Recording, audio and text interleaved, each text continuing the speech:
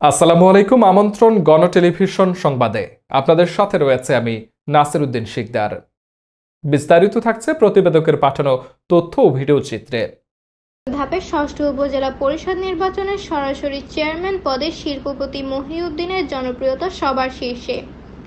পঞ্চগড় জেলায় প্রশাসক কার্যালয়ের হলরুমে গত 23/4/24 মঙ্গলবার সকাল 11টায় বোদা উপজেলা পরিষদ নির্বাচনে সকল পদের প্রার্থীদের বাছাই পর্বে জেলা রিটার্নিং অফিসার জনাব আবু সাঈদ চেয়ারম্যান প্রার্থী মহিউদ্দিনের সকল ডকুমেন্ট যাচাই বাছাই করে সরকারি বিধি মোতাবেক বৈধ ঘোষণা করেন।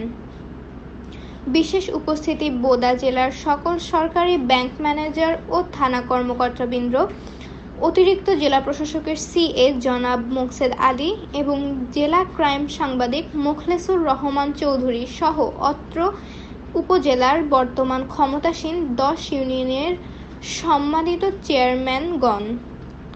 বিভিন্ন গোয়েন্দা সংস্থার রিপোর্ট অনুযায়ী জানা যায়, নবাগত প্রার্থী মহিউদ্দিন একজন সৎ, নির্ভীক, বিশিষ্ট শিল্পপতি, সমাজসেবক, তরুণ উদ্যোক্তা ও শিক্ষানুরাগী এক স্বচ্ছ নেতা ও পরিচ্ছন্ন কর্মী।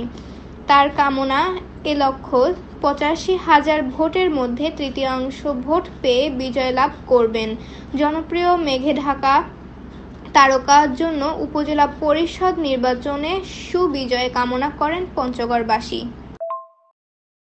গণ টেলিভিশনের পরবর্তী সংবাদ দেখতে চোখ রাখুন গণ টেলিভিশনের পর্দায় অথবা ভিজিট করুন www.gonotv.com।